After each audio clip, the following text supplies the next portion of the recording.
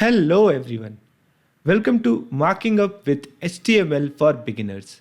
I'm Amit Kumar and this is the ninth tutorial, the meta element. Now what is the meta element? As I told you, it tells about the metadata of the document, and metadata is data about the data. Now meta element is used to provide this metadata to the document, and we have already seen one of the example with the char set, where the char set specifies the document's character encoding. That means it tells what are the various characters that this certain document supports. Now it enables our page to handle different types of languages. For example, if we want to show English as well as Chinese on our page, we can show it. Now the thing is, definitely we can put those Chinese characters over there in the text editor, but is it possible to show them on the web page? Of course it's possible under the UTF-8. It supports Chinese characters as well. So the output will be as expected. Now let me show you this on the web page. So here in the Notepad++, in the workspace itself, I have created a section 1 and I have kept all the tutorials of section 1 over there. Now here is the tutorial 8 folder and I'm going to create a file. So I hope you remember Control Alt Shift H. Now this was the macro that we have defined over there.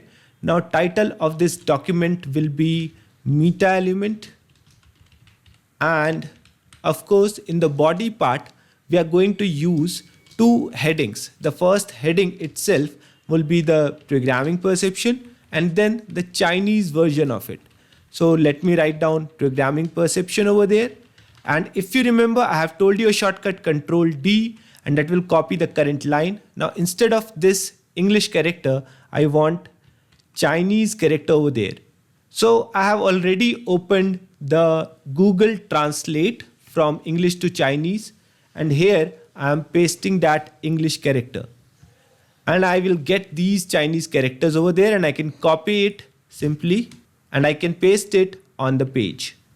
Here you go. Now I will save this page in Marking Up with HTML Beginners tutorial 8, and here I am going to give it a name as meta.html.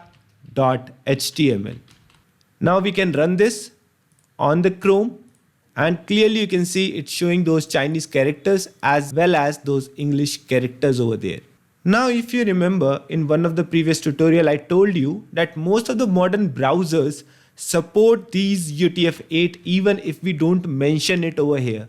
So I'm just removing it and I'm refreshing it, still it will print the same. Now it is not required here because my web browser is quite modern, but it is not a guarantee that all my users will have a modern web browser. That's why for the safety I will keep it here itself. Now some browsers are there like Chrome that automatically fixes incorrect encodings.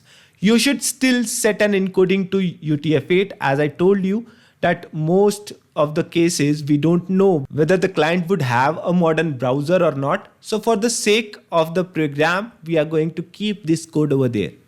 Now let's see the author and description that we can provide in the meta element. Now both author name and description are given as name value pair over there.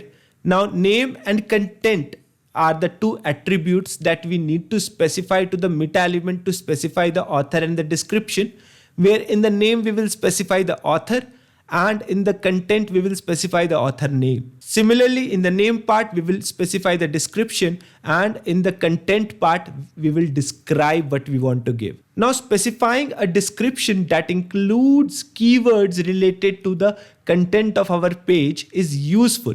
Now why it is useful? As it has the potential to make our page appear higher in relevant searches performed in search engines. Now you might have heard about SEO, search engine optimization, and in SEO this is a thing that is told to them that in all the pages that you want to appear higher in the search results, these information should be mentioned.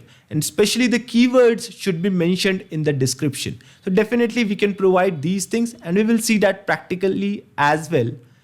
Now some important point for you to note is many meta features just aren't used anymore.